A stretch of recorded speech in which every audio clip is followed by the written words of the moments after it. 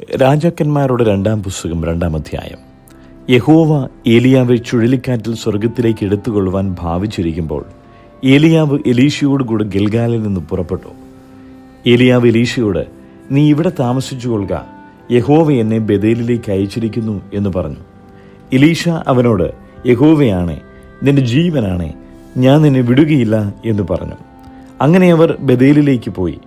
ബേഥേലിലെ പ്രവാചക ശിഷ്യന്മാർ എലീശയുടെ അടുക്കൽ പുറത്തു വന്ന് അവനോട്, യഹോവ ഇന്ന് നിന്റെ യജമാനനെ നിന്റെ തലയ്ക്കൽ നിന്ന് എടുത്തുകൊള്ളും എന്ന് നീ അറിയുന്നുവോ എന്ന് ചോദിച്ചു. അതിനവൻ, അതെ, ഞാൻ അറിയുന്നു, നിങ്ങൾ മിണ്ടാതിരിപ്പിൻ എന്ന് പറഞ്ഞു. ഏലിയാവ് അവനോട്, എലീശയെ, നീ ഇവിടെ താമസിച്ചു കൊള്ളുക, യഹോവ എന്നെ യെരിഹോവിലേക്ക് അയച്ചിരിക്കുന്നു എന്ന് പറഞ്ഞു. അതിനവൻ, യഹോവയാണേ, നിന്റെ ജീവനാണേ, ഞാൻ നിന്നെ വിടുകയില്ല എന്ന് പറഞ്ഞു. അങ്ങനെ അവർ യെരിഹോവിലേക്ക് പോയി. യെരിഹോവിലെ പ്രവാചക ശിഷ്യന്മാർ എലീശയുടെ അടുക്കൽ വന്നു.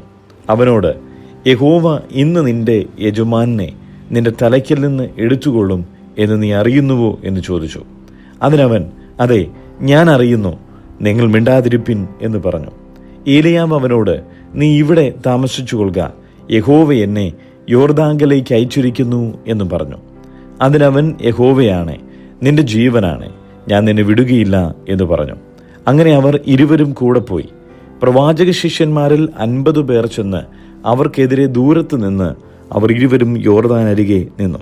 അപ്പോൾ ഏലിയാവ് തന്റെ പുതപ്പെടുത്ത് മടക്കി വെള്ളത്തെ അടിച്ചു. അതങ്ങോട്ടും ഇങ്ങോട്ടും പിരിഞ്ഞു. അങ്ങനെ അവർ ഇരുവരും ഉണങ്ങിയ നിലത്തുകൂടെ അക്കരയ്ക്ക് കടന്നു. അവർ അക്കരെ കടന്ന ശേഷം ഏലിയാവ് എലീശയോട്, ഞാൻ നിങ്കൽ നിന്ന് എടുത്തുകൊള്ളപ്പെടും മുമ്പേ ഞാൻ നിനക്ക് എന്തു ചെയ്തു തരയണം, ചോദിച്ചോൾക എന്ന് പറഞ്ഞു. അതിന് എലീശ, നിന്റെ ആത്മാവിൽ ഇരട്ടി പങ്ക് എൻ്റെ മേൽ വരുമാറാകട്ടെ എന്ന് പറഞ്ഞു. അതിനവൻ, നീ പ്രയാസമുള്ള കാര്യമാകുന്നു ചോദിച്ചത്. ഞാൻ നിങ്കൽ നിന്ന് എടുത്തുകൊള്ളപ്പെടുമ്പോൾ നീ എന്നെ കാണുന്നുവെങ്കിൽ നിനക്കങ്ങനെ ഉണ്ടാകും, അല്ലെന്നു വരികിൽ ഉണ്ടാകിയില്ല എന്ന് പറഞ്ഞു.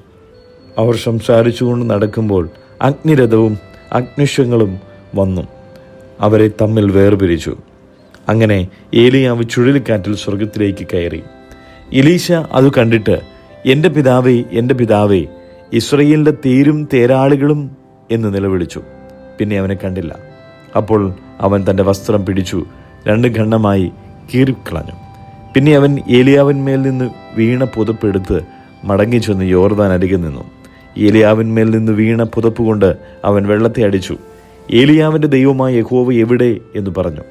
അവൻ വെള്ളത്തെ അടിച്ചപ്പോൾ അതങ്ങോട്ടും ഇങ്ങോട്ടും പിരിഞ്ഞു. എലീശ ഇക്കരയ്ക്ക് കടന്നു. യെരിഹോവിൽ അവനെതിരെ നിന്നിരുന്ന പ്രവാചക ശിഷ്യന്മാർ അവനെ കണ്ടിട്ട്, ഏലിയാവിൻ്റെ ആത്മാവ് എലീശയുടെ മേൽ അധിവസിക്കുന്നു എന്ന് പറഞ്ഞ് അവനെ എതിരേറ്റു ചെന്നു. അവൻ്റെ മുമ്പിൽ സാഷ്ടാംഗം വീണു. അവർ അവനോട്, ഇതാ, അടിയങ്ങളോടുകൂടെ 50 ബലശാലികൾ ഉണ്ട്. അവർ ചെന്ന് നിന്റെ യജമാനെ അന്വേഷിക്കട്ടെ. പക്ഷേ യഹോവയുടെ ആത്മാവ് അവനെ എടുത്ത് വല്ല മലയിലോ താഴ്വരയിലോ എങ്ങാനും ഇട്ടിട്ടുണ്ടായിരിക്കും എന്ന് പറഞ്ഞു. അതിനവൻ, നിങ്ങൾ അയക്കരുത് എന്ന് പറഞ്ഞു. അവർ അവനെ അത്യന്തം നിർബന്ധിച്ചപ്പോൾ അവൻ, എന്നാൽ അയച്ചുകൊള്ളുവിൻ എന്ന് പറഞ്ഞു. അവർ 50 പേരെ അയച്ചു. അവർ 3 ദിവസം അന്വേഷിച്ചിട്ടും അവനെ കണ്ടെത്തിയില്ല. അവൻ യെരിഹോവിൽ പാർത്തിരുന്നത് കൊണ്ട് അവർ അവൻ്റെ അടുക്കൽ മടങ്ങി വന്നു. അവൻ അവരോട്, പോകരുത് എന്ന് ഞാൻ നിങ്ങളോട് പറഞ്ഞില്ലയോ എന്ന് പറഞ്ഞു. അനന്തരം ആ പട്ടണക്കാർ എലീശയോട്, ഈ പട്ടണത്തിൻ്റെ ഇരുപ്പ് മനോഹരമായതെന്ന് യജമാനൻ കാണുന്നുവല്ലോ, എന്നാൽ വെള്ളം ചീത്തയും ദേശം ഗർഭനാശകനും ആകുന്നു എന്ന് പറഞ്ഞു. അതിനവൻ, ഒരു പുതിയ തളിക കൊണ്ടുവന്ന് അതിലുപ്പ് ഇടുവിൻ എന്ന് പറഞ്ഞു. അവർ അത് അവനും അടുക്കൽ കൊണ്ടുവന്നു. അവൻ നീരുറവിൻ്റെ അടുക്കൽ ചെന്ന് അതിലുപ്പിട്ടു. ഞാൻ ഈ വെള്ളം പഥ്യമാക്കിയിരിക്കുന്നു, ഇനി ഇതിനാൽ മരണവും ഗർഭനാശവും ഉണ്ടാകിയില്ല എന്ന് യഹോവ അരുളി ചെയ്യുന്നു എന്ന് പറഞ്ഞു. എലീശ പറഞ്ഞതുപോലെ ആ വെള്ളം ഇന്നുവരെ പഥ്യമായി തന്നെ ഇരിക്കുന്നു. പിന്നെ അവൻ അവിടെ നിന്ന് ബേഥേലിലേക്ക് പോയി. അവൻ വഴിയിൽ നടക്കുമ്പോൾ ബാലന്മാർ പട്ടണത്തിൽ നിന്ന് പുറപ്പെട്ടു വന്ന് അവനെ പരിഹസിച്ച് അവനോട്, മൊട്ടത്തലയ കയറി വരിക, മൊട്ടത്തലയ കയറി വരിക എന്ന് പറഞ്ഞു. അവൻ പിന്നോക്കം തിരിഞ്ഞ് അവനെ നോക്കി യഹോവ നാമത്തിൽ അവരെ ശപിച്ചു. അപ്പോൾ കാട്ടിൽ നിന്ന് 2 പെൺകരടി ഇറങ്ങി വന്ന് അവരിൽ 42 ബാലന്മാരെ കീഴ്ക്കളഞ്ഞു. അവൻ അവിടം വിട്ട് കർമ്മേൽ പർവ്വതത്തിലേക്ക് പോയി അവിടെ നിന്ന് ശമരിയിലേക്ക് മടങ്ങിപ്പോന്നു. യിരെമ്യാവിന്റെ പുസ്തകം 44-ാം അധ്യായം. മിസ്രയീം ദേശത്തും മിഗ്ദോദിലും തക്ബനേസിലും നോഫിലും പത്രോസ് ദേശത്തും പാർക്കുന്ന സകല യഹൂദന്മാരെയും കുറിച്ച് യിരെമ്യാവിനുണ്ടായ അരുളപ്പാട് എന്തെന്നാൽ, ഇസ്രായേലിന്റെ ദൈവമായ സൈന്യങ്ങളുടെ യഹോവ ഇപ്രകാരം അരുളി ചെയ്യുന്നു: ഞാൻ യെരൂശലേമിലേക്കും സകല യഹൂദ പട്ടണങ്ങളിലും വരുത്തിയിരിക്കുന്ന അനർത്ഥമൊക്കെയും നിങ്ങൾ കണ്ടിട്ടുണ്ടല്ലോ. അവ ശൂന്യമായിരിക്കുന്നു, ആരും അവയിൽ വസിക്കുന്നതുമില്ല. അത് അവരോ നിങ്ങളോ നിങ്ങളുടെ പിതാക്കന്മാരോ അറിയാതെ അന്യദേവന്മാരുടെ ധൂപം കാട്ടുവാനും അവയെ സേവിപ്പാനും ചെന്നു എന്നെ കോപിപ്പിക്കുവാൻ തക്കവണ്ണം അവർ ചെയ്ത ദോഷം നിമിത്തമത്രേ. ഞാൻ ഇടവിടാതെ പ്രവാചകന്മാരായ എൻ്റെ ദാസന്മാരെയൊക്കെയും നിങ്ങളുടെ അടുക്കൽ അയച്ചു. ഞാൻ വെറുക്കുന്ന ഈ മ്ലേച്ഛ കാര്യം നിങ്ങൾ ചെയ്യരുതെന്ന് പറയിച്ചു. എന്നാൽ അവർ അന്യദേവന്മാർക്ക് ധൂപം കാട്ടാതെ വണ്ണം തങ്ങളുടെ ദോഷം വിട്ടുതിരിയേണ്ടതിന് ശ്രദ്ധിക്കാതെയും ചെവി ചായ്ക്കാതെയും ഇരുന്നു. അതുകൊണ്ട് എൻ്റെ ക്രോധവും കോപവും ചൊരിഞ്ഞു, യഹൂദ പട്ടണങ്ങളിലും യെരൂശലേം വീഥികളിലും ജ്വലിച്ചു. അവ ഇന്ന് ശൂന്യവും നാശവുമായി കിടക്കുന്നു. ആകയാൽ ഇസ്രായേലിന്റെ ദൈവമായ സൈന്യങ്ങളുടെ ദൈവമായ യഹോവ ഇപ്രകാരം അരുളി ചെയ്യുന്നു: നിങ്ങൾക്ക് ശേഷിപ്പായി ആരും ഇല്ലാതമാകും വണ്ണം യഹൂദയുടെ മധ്യയിൽ നിന്ന് പുരുഷനെയും സ്ത്രീയെയും പൈതലിനെയും മുല കുടിക്കുന്ന കുഞ്ഞിനെയും ഛേദിച്ചു കളയേണ്ടതിനും നിങ്ങൾ വന്ന് പാർക്കുന്ന മിസ്രയീം ദേശത്ത് വെച്ച് അന്യദേവന്മാരുടെ ധൂപം കാണിച്ച് നിങ്ങളുടെ കൈകളുടെ പ്രവൃത്തികൾ കൊണ്ട് എന്നെ കോപിപ്പിക്കുന്നതിനാൽ നിങ്ങളെ തന്നെ ഛേദിച്ചു കളഞ്ഞിട്ട് സകല ഭൂജാതികളുടെയും ഇടയിൽ നിങ്ങൾ ശാപവും നിന്ദയും ആയിത്തീരേണ്ടതിനും നിങ്ങളുടെ പ്രാണഹാനിക്കായി ഈ മഹാദോഷം ചെയ്യുന്നതെന്ത്? യഹൂദ ദേശത്ത് യെരൂശലേമിന്റെ വീഥികളിലും നിങ്ങളുടെ പിതാക്കന്മാർ ചെയ്ത ദോഷങ്ങളും യഹൂദ രാജാക്കന്മാർ ചെയ്ത ദോഷങ്ങളും അവരുടെ ഭാര്യമാർ ചെയ്ത ദോഷങ്ങളും നിങ്ങൾ ചെയ്ത ദോഷങ്ങളും നിങ്ങളുടെ ഭാര്യമാർ ചെയ്ത ദോഷങ്ങളും നിങ്ങൾ മറന്നുപോയോ? അവർ ഇന്നുവരെയും തങ്ങളെ തന്നെ താഴ്ത്തിയില്ല. അവർ ഭയപ്പെടുകയോ ഞാൻ നിങ്ങളുടെ മുമ്പിലും നിങ്ങളുടെ പിതാക്കന്മാരുടെ മുമ്പിലും വെച്ച ന്യായപ്രമാണവും ചട്ടങ്ങളും അനുസരിച്ച് നടക്കുകയോ ചെയ്തതുമില്ല. അതുകൊണ്ട് ഇസ്രായേലിന്റെ ദൈവമായ സൈന്യങ്ങളുടെ യഹോവ ഇപ്രകാരം അരുളി ചെയ്യുന്നു: ഞാൻ അനർത്ഥത്തിനായിട്ട് യഹൂദയെ മുഴുവനും ഛേദിച്ചു കളയുവാനായിട്ടു തന്നെ എൻ്റെ മുഖം നിങ്ങൾക്കെതിരെ വയ്ക്കുന്നു. മിസ്രയീം ദേശത്ത് ചെന്ന് പാർപ്പാൻ അവിടെ പോകേണ്ടതിന് മുഖം തിരിച്ചിരിക്കുന്ന യഹൂദ ശിഷ്ടത്തെ ഞാൻ പിടിക്കും. അവരെല്ലാവരും മുടിഞ്ഞു പോകും. മിസ്രയീം ദേശത്ത് അവർ വീഴും. വാൾ കൊണ്ടും ക്ഷാമം കൊണ്ടും അവർ മുടിഞ്ഞു പോകും. അവർ ആബാലവൃദ്ധം വാൾ കൊണ്ടും ക്ഷാമം കൊണ്ടും മരിക്കും. അവർ പ്രാക്കിനും സ്തംഭനത്തിനും ശാപത്തിനും നിന്ദിക്കും വിഷയമായി തീരും. ഞാൻ യെരൂശലേമിനെ സന്ദർശിച്ചതുപോലെ മിസ്രയീം ദേശത്ത് പാർക്കുന്നവരെ വാൾ കൊണ്ടും ക്ഷാമം കൊണ്ടും മഹാമാരി കൊണ്ടും സന്ദർശിക്കും. മിസ്രയീം ദേശത്ത് വന്ന് പാർക്കുന്ന യഹൂദ ശിഷ്ടത്തിൽ ആരും അവർക്ക് മടങ്ങിച്ചെന്ന് പാർപ്പാൻ ആഗ്രഹമുള്ള യഹൂദ ദേശത്തേക്ക് മടങ്ങിപ്പോകാൻ തക്കവണ്ണം ചാടിപ്പോകുകയില്ല, ശേഷിക്കുകയുമില്ല. വഴുതിപ്പോകുന്ന ചിലരല്ലാതെ ആരും മടങ്ങിപ്പോകുകയില്ല. അതിന് തങ്ങളുടെ ഭാര്യമാർ അന്യദേവന്മാർക്ക് ധൂപം കാട്ടിയിട്ടുണ്ടെന്ന് അറിഞ്ഞ സകല പുരുഷന്മാരെയും മഹാസംഘമായി അരികെ നിന്ന സകല സ്ത്രീകളും മിസ്രയീം ദേശത്ത് പത്രോസിൽ പാർത്ത സകല ജനവും യിരെമ്യാവോട് ഉത്തരം പറഞ്ഞത്: നീ യഹോവയുടെ നാമത്തിൽ ഞങ്ങളോട് പറഞ്ഞിരിക്കുന്ന വചനം സംബന്ധിച്ച് ഞങ്ങൾ നിന്നെ കൂട്ടാക്കുകയില്ല. ആകാശരാജ്ഞിക്ക് ധൂപം കാട്ടുകയും അവർക്ക് പാനീയ ബലി പകരുകയും ചെയ്യും എന്ന് ഞങ്ങൾ നേർന്നിരിക്കുന്ന നേർച്ച ഒക്കെയും ഞങ്ങൾ നിവർത്തിക്കും. ഞങ്ങളും ഞങ്ങളുടെ പിതാക്കന്മാരും രാജാക്കന്മാരും പ്രഭുക്കന്മാരും യഹൂദ പട്ടണങ്ങളിലും യെരൂശലേം വീഥികളിലും ചെയ്തതുപോലെ തന്നെ അന്ന് ഞങ്ങൾക്ക് വേണ്ടുവോളം ആഹാരവും സുഖവും ഉണ്ടായിരുന്നു. ഒരനർത്ഥവും നേരിട്ടിട്ടില്ല. എന്നാൽ ഞങ്ങൾ ആകാശരാജ്ഞിക്ക് ധൂപം കാട്ടുന്നതും പാനീയ ബലി പകരുന്നതും നിർത്തിയതു മുതൽ ഞങ്ങൾക്ക് എല്ലാം ബുദ്ധിമുട്ട് തന്നെ. ഞങ്ങൾ വാൾ കൊണ്ടും ക്ഷാമം കൊണ്ടും മൂടിയിരുന്നു. ആകാശരാജ്ഞിക്ക് ധൂപം കാട്ടുകയും പാനീയ ബലി പകരുകയും ചെയ്യുമ്പോൾ ഞങ്ങൾ അവളുടെ രൂപത്തിൽ അട ഉണ്ടാക്കുന്നതും അവൾക്ക് പാനീയ ബലി പകരുന്നതും ഞങ്ങളുടെ ഭർത്താക്കന്മാരെ കൂടാതെയോ? അപ്പോൾ യിരെമ്യാവ് സകല ജനത്തോടും പുരുഷന്മാരും സ്ത്രീകളുമായി തന്നോട് ഉത്തരം പറഞ്ഞ സകല ജനത്തോടും തന്നെ പറഞ്ഞതെന്തെന്നാൽ, യഹൂദ പട്ടണങ്ങളിലും യെരൂശലേമിന്റെ വീഥികളിലും നിങ്ങളും നിങ്ങളുടെ പിതാക്കന്മാരും രാജാക്കന്മാരും പ്രഭുക്കന്മാരും ദേശത്തുള്ള ജനവും ധൂപം കാട്ടിയത് യഹോവ ഓർത്തില്ലയോ?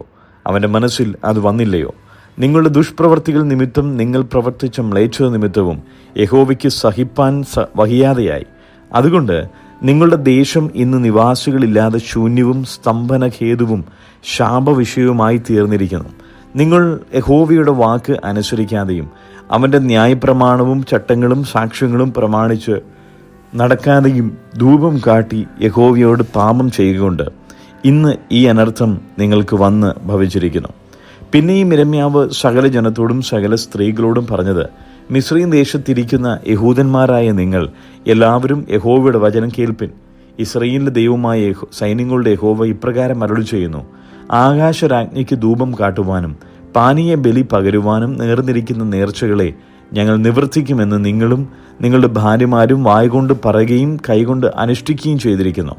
നിങ്ങളുടെ നേർച്ചകളെ ഉറപ്പാക്കിക്കൊള്ളുവിൻ, നിങ്ങളുടെ നേർച്ചകളെ അനുഷ്ഠിച്ചുകൊള്ളുവിൻ. അതുകൊണ്ട് മിസ്രയീം ദേശത്ത് പാർക്കുന്ന സകല യഹൂദന്മാരുമായുള്ളവരെ യഹോവയുടെ വചനം കേൾപ്പിൻ. മിസ്രയീം ദേശത്തെയും ഒരു യഹൂദയും വായെടുത്ത് യഹോവയായ കർത്താവാണ് എന്നിങ്ങനെ എൻ്റെ നാമം ഇനി ഉച്ചരിക്കുകയില്ല എന്ന് ഞാൻ എൻ്റെ മഹത്തായ നാമം ചൊല്ലി സത്യം ചെയ്യുന്നു എന്ന് യഹോവ അരുളി ചെയ്യുന്നു. ഞാൻ അവരുടെ നന്മയ്ക്കായിട്ടല്ല തിന്മയ്ക്കായിട്ടത്രേ ജാഗരിച്ചതും. മിസ്രയീം ദേശത്തിലെ എല്ലാ യഹൂദന്മാരും വാൾ കൊണ്ടും ക്ഷാമം കൊണ്ടും നശിച്ചു മുടിഞ്ഞു പോകും. എന്നാൽ വാളിന് തെറ്റി ഒഴിയുന്ന ഏതാനും പേർ മിസ്രയീം ദേശത്തു നിന്ന് യഹൂദ ദേശത്തേക്ക് മടങ്ങി വരും. മിസ്രയീം ദേശത്തു വന്നു പാർക്കുന്ന ശേഷം യഹൂദന്മാരൊക്കെയും എൻ്റെ വചനമോ അവരുടേതോ ഏത് നിവൃത്തിയായി എന്നറിയും. എൻ്റെ വചനം നിങ്ങളുടെ തിന്മയ്ക്കായിട്ട് നിവൃത്തിയായി വരുമെന്ന് നിങ്ങൾ അറിയേണ്ടതിന് ഞാൻ ഈ സ്ഥലത്ത് വെച്ച് നിങ്ങളെ സന്ദർശിക്കും എന്നത് നിങ്ങൾക്കൊരടയാളം ആകും എന്ന് യഹോവയുടെ അരുളപ്പാട്. ഞാൻ യഹൂദ രാജാവായ സിദെക്കീയാവെ, അവൻ്റെ ശത്രുവും അവന് പ്രാണഹാനി വരുത്തുവാൻ നോക്കിയവനുമായ നെബൂഖദ്നേസർ എന്ന ബാബേൽ രാജാവിൻ്റെ കയ്യിൽ ഏൽപ്പിച്ചതുപോലെ ഞാൻ മിസ്രയീം രാജാവായ ഫറവോൻ ഹോഫ്രയെയും അവൻ്റെ ശത്രുക്കളുടെ കയ്യിലും അവന് പ്രാണഹാനി വരുത്തുവാൻ നോക്കുന്നവരുടെ കയ്യിലും ഏൽപ്പിക്കും എന്ന് യഹോവ അരുളി ചെയ്യുന്നു. യിരെമ്യാവിന്റെ പുസ്തകം 45-ാം അധ്യായം. യോശിയാവിൻ്റെ മകനായ യഹൂദ രാജാവായ യെഹോയാക്കീമിൻ്റെ 4-ാം ആണ്ടിൽ നേറിയാവിൻ്റെ മകനായ ബാരൂക്ക് ഈ വചനങ്ങളെ യിരെമ്യാവിൻ്റെ വാമൊഴി പ്രകാരം ഒരു പുസ്തകത്തിൽ എഴുതിയപ്പോൾ യിരെമ്യാ പ്രവാചകൻ അവനോട് പറഞ്ഞ വചനം എന്തെന്നാൽ: ബാരൂക്കേ, നിന്നോട് ഇസ്രായേലിന്റെ ദൈവമായ യഹോവ ഇപ്രകാരം അരുളി ചെയ്യുന്നു: യഹോവ എൻ്റെ വേദനയോട് ദുഃഖം കൂട്ടിയിരിക്കുന്നു. അയ്യോ കഷ്ടം! ഞാൻ എൻ്റെ ഞരക്കം കൊണ്ട് തളർന്നിരിക്കുന്നു, ഒരാശ്വാസവും കാണുന്നില്ല എന്ന് നീ പറയുന്നുവല്ലോ. ഞാൻ പണിതത് ഞാൻ തന്നെ ഇടിച്ചു കളയുന്നു, ഞാൻ നട്ടത് ഞാൻ തന്നെ പറിച്ചു കളയുന്നു. ഭൂമിയിലെങ്ങും അത് അങ്ങനെ തന്നെ. എന്നാൽ നീ നിനക്കായിട്ട് വലിയ കാര്യങ്ങളെ ആഗ്രഹിക്കുന്നുവോ? ആഗ്രഹിക്കരുത്. ഞാൻ സർവ്വജഡത്തിനും അനർത്ഥം വരുത്തും എന്ന് യഹോവയുടെ അരുളപ്പാട്. എങ്കിലും നീ പോകുന്ന എല്ലായിടത്തും ഞാൻ നിന്റെ ജീവനെ നിനക്ക് കൊള്ള പോലെ തരും എന്നിങ്ങനെ നീ അവനോട് പറയണം എന്ന് യഹോവ അരുളി ചെയ്യുന്നു. വെളിപ്പാട് പുസ്തകം 3-ാം അധ്യായം. സർദീസിലെ സഭയുടെ ദൂതൻ എഴുതുക: ദൈവത്തിൻ്റെ 7 ആത്മാവും 7 നക്ഷത്രവും ഉള്ളവൻ അരുളി ചെയ്യുന്നത്: ഞാൻ നിന്റെ പ്രവൃത്തി അറിയുന്നു. ജീവനുള്ളവൻ എന്ന് നിനക്ക് പേരുണ്ട്, എങ്കിലും നീ മരിച്ചവനാകുന്നു. ഉണർന്നുകൊള്ളുക, ചാവാറായ ശേഷിപ്പുകളെ ശക്തീകരിക്ക. ഞാൻ നിന്റെ പ്രവൃത്തി എൻ്റെ ദൈവത്തിൻ്റെ സന്നിധിയിൽ പൂർണ്ണതയായി കണ്ടില്ല. ആകയാൽ നീ പ്രാപിക്കുകയും കേൾക്കുകയും ചെയ്തത് എങ്ങനെയെന്ന് ഓർത്ത് അത് കാത്തുകൊള്ളുകയും മാനസാന്തരപ്പെടുകയും ചെയ്യുക. നീ ഉണരാതിരുന്നാൽ ഞാൻ കള്ളനെപ്പോലെ വരും. ഏതു നാഴികയ്ക്ക് നിന്റെ മേൽ വരും എന്ന് നീ അറിയുകയില്ല. എങ്കിലും ഉടുപ്പ് മലിനമാക്കാത്ത കുറേ പേർ സർദീസിൽ നിനക്കുണ്ട്. അവർ യോഗ്യന്മാരാകിയാൽ വെള്ള ധരിച്ചും കൊണ്ട് എന്നോട് കൂടെ നടക്കും. ജയിക്കുന്നവൻ വെള്ളയുടുപ്പ് ധരിക്കും. അവൻ്റെ പേർ ഞാൻ ജീവപുസ്തകത്തിൽ നിന്ന് മായ്ച്ചു കളയാതെ എൻ്റെ പിതാവിൻ്റെ സന്നിധിയിലും അവൻ്റെ ദൂതന്മാരുടെ മുമ്പിലും അവൻ്റെ പേർ ഏറ്റുപറയും. ആത്മാവ് സഭകളോട് പറയുന്നത് എന്തെന്ന് ചെവിയുള്ളവൻ കേൾക്കട്ടെ. ഫിലദൽഫിയിലെ സഭയുടെ ദൂതന് എഴുതുക: വിശുദ്ധനും സത്യവാനും ദാവീദിൻ്റെ താക്കോലുള്ളവനുമായി ആരും അടയ്ക്കാതെ വണ്ണം തുറക്കുകയും ആരും തുറക്കാതെ വണ്ണം അടയ്ക്കുകയും ചെയ്യുന്നവൻ അരുളി ചെയ്യുന്നത്: ഞാൻ നിന്റെ പ്രവൃത്തി അറിയുന്നു. ഇതാ, ഞാൻ നിന്റെ മുമ്പിൽ ഒരു വാതിൽ തുറന്നു വെച്ചിരിക്കുന്നു, അത് ആർക്കും അടച്ചുകൂടാ. നിനക്കല്പമേ ശക്തിയുള്ളൂ, എങ്കിലും നീ എൻ്റെ വചനം കാത്തു എൻ്റെ നാമം നിഷേധിച്ചിട്ടില്ല. യഹൂദരല്ലാതിരിക്കെ യഹൂദരെന്ന് കളവായി പറയുന്ന ചിലരെ ഞാൻ സാത്താൻ്റെ പള്ളിയിൽ നിന്ന് വരുത്തും. അവർ നിന്റെ കാൽക്കൽ വന്ന് നമസ്കരിപ്പാനും ഞാൻ നിന്നെ സ്നേഹിച്ചുവെന്ന് അറിവാനും സംഗതി വരുത്തും. സഹിഷ്ണുതയെക്കുറിച്ചുള്ള എൻ്റെ വചനം നീ കാത്തുകൊണ്ടതിനാൽ ഭൂമിയിൽ വസിക്കുന്നവരെ പരീക്ഷിക്കേണ്ടതിന് ഭൂതലത്തിലെങ്ങും വരുവാനുള്ള പരീക്ഷാകാലത്ത് ഞാനും നിന്നെ കാക്കും. ഞാൻ വേഗം വരുന്നു. നിന്റെ കിരീടം ആരും എടുക്കാതിരിപ്പാൻ തക്കവണ്ണം നിനക്കുള്ളത് പിടിച്ചുകൊള്ളുക. ജയിക്കുന്നവനെ ഞാൻ എൻ്റെ ദൈവത്തിൻ്റെ ആലയത്തിൽ ഒരു തൂണാക്കും. അവൻ ഒരിക്കലും അവിടെ നിന്ന് പോകുകയില്ല. എൻ്റെ ദൈവത്തിൻ്റെ നാമവും എൻ്റെ ദൈവത്തിൻ്റെ പക്കൽ നിന്ന് സ്വർഗത്തിൽ നിന്ന് തന്നെ ഇറങ്ങുന്ന പുതിയ യെരൂശലേം എന്ന എൻ്റെ ദൈവത്തിൻ്റെ നഗരത്തിൻ്റെ നാമവും എൻ്റെ പുതിയ നാമവും ഞാൻ അവൻ്റെ മേൽ എഴുതും. ആത്മാവ് സഭകളോട് പറയുന്നത് എന്തെന്ന് ചെവിയുള്ളവൻ കേൾക്കട്ടെ. ലവോദിക്കയിലെ സഭയുടെ ദൂതന് എഴുതുക: വിശ്വസ്തനും സത്യവാനുമായ സാക്ഷിയായി ദൈവസൃഷ്ടിയുടെ ആരംഭമായ ആമീൻ എന്നുള്ളവൻ അരുളി ചെയ്യുന്നത്: ഞാൻ നിന്റെ പ്രവൃത്തി അറിയുന്നു. നീ ഉഷ്ണവാനുമല്ല ശീതവാനുമല്ല. ശീതവാനും ഉഷ്ണവാനുമായിരുന്നുവെങ്കിൽ കൊള്ളായിരുന്നു.